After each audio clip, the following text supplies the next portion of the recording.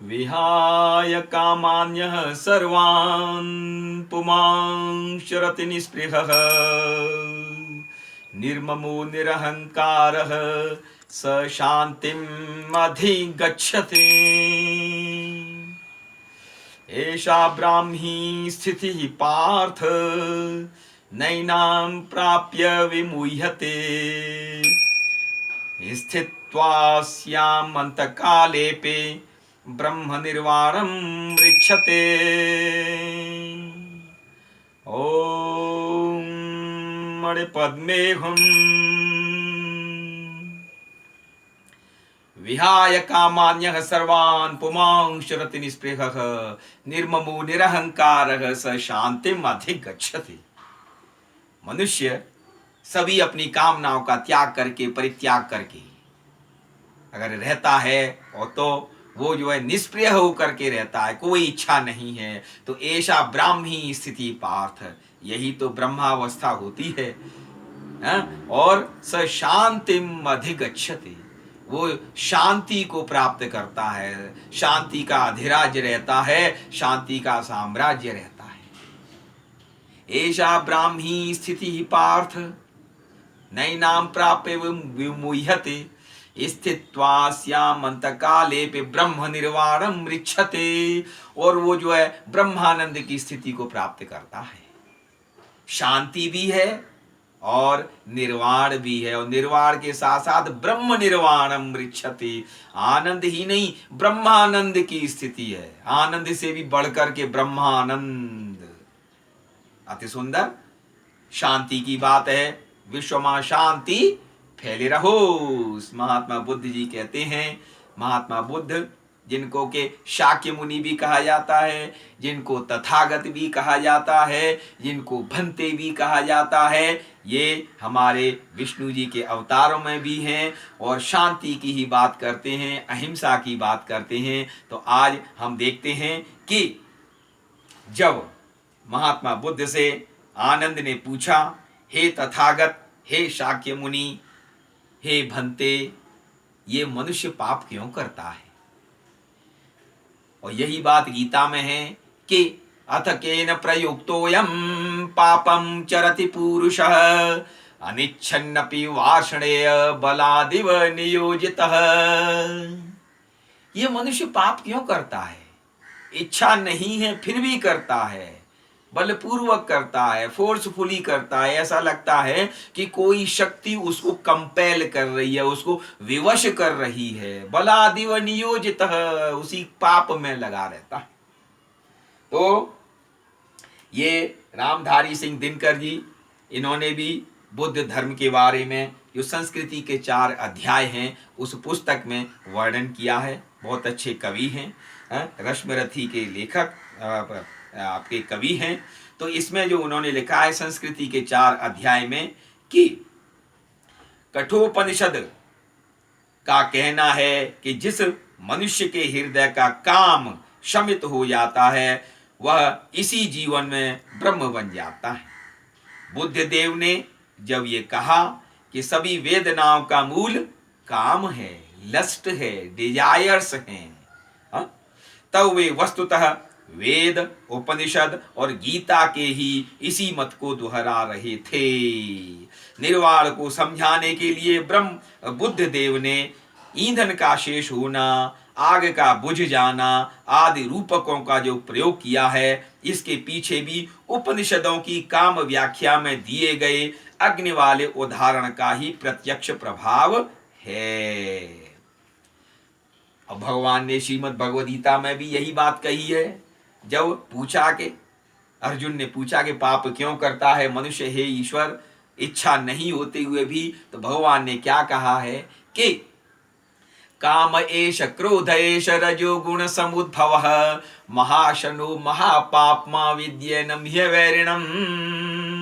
ये जो काम है, ये जो क्रोध है, ये जो लोभ है, ये पता है क्या होती हैं? महाशनो, ये तो सब कुछ लील जाते हैं। महापाप्मा, महापापी यही हैं। महाशनो महापापमा विद्यनम यह वैरिणम, यही वैरी हैं अर्जुन, यही वैरी हैं। अध्याय 3 में भगवान ने कहा है, समझाया है, यही बात महात्मा बुद्ध ने दोहराई है। और इसके अतिरिक्त क्या है कि तो क्या करें प्रभु, आप हमें ये बताइए कि करना क्या है। तब भगवान ने जो कहा कि दूरेण हि अवरम कर्म बुद्धि योगा धनंजय बुद्धौ शरणम अन्विच्छ कृपणा फल हेतवः। दूरेण ही अवरम कर्म बुद्धि योगा धनंजय, बुद्धि योग से काम कर रहे हो लेकिन सकाम कर्म कर रहे हो, वो जो है निम्न श्रेणी के माने जाएंगे। बुद्धि से तो काम हो रहा है, लेकिन कौन सी बुद्धि, बुद्धौ शरणम अन्विच्छ माम एकम शरणम व्रज, तू बुद्धि की शरण में आ। कौन सी बुद्धि, समत्व बुद्धि, समत्व बुद्धि। अच्छा, उधर बगल में खड़े हुए थे आनंद जी, तो आनंद जी ने कहा बुद्धौ शरणम अन्विच्छ, मैं तो कह रहा था बुद्धम शरणम गच्छामि, धम्मम शरणम गच्छामि, संघम शरणम गच्छामि। तो बुद्धौ शरणम अन्विच्छ, तू बुद्धि की शरण में आ, बुद्धि की शरण में आ। यहाँ पर बुद्धि की शरण में आ, बात यहीं आ जाती है, क्योंकि जो शांत स्वभाव के हैं, जो सहज हैं, सरल हैं, निष्कपट हैं, वो उनकी शरण में जाओगे तो मन चित्त शुद्ध हो जाएगा, क्रोध शांत हो जाएगा। जो हाथी था वो भी महात्मा बुद्ध के समक्ष आ गया, पागल था वो भी शांत हो गया, शांत हो गया तथागत के समक्ष। और आगे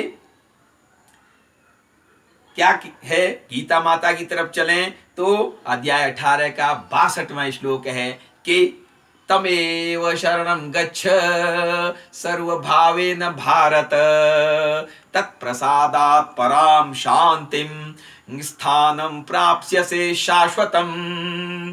तमेव शरणं गच्छ, उसकी शरण में, किसकी शरण में, परमात्मा की शरण में आ जा। बात शरण की चल रही है, ये पूरा का पूरा शरणाश्रम ही है। और अगर तू शरणानंद हो जाएगा तो फिर तो आनंद ही आनंद हो जाएगा।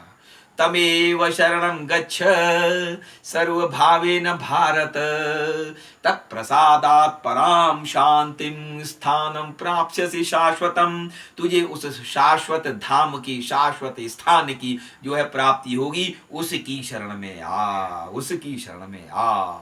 और गीता माता क्या कह रही है, या फिर शरण की बात आ गई कि सर्वधर्मान परित्यज्य माम एकम शरणं व्रज अहम त्वा सर्व पापेभ्यो मोक्षयिष्यामि मा शुचः।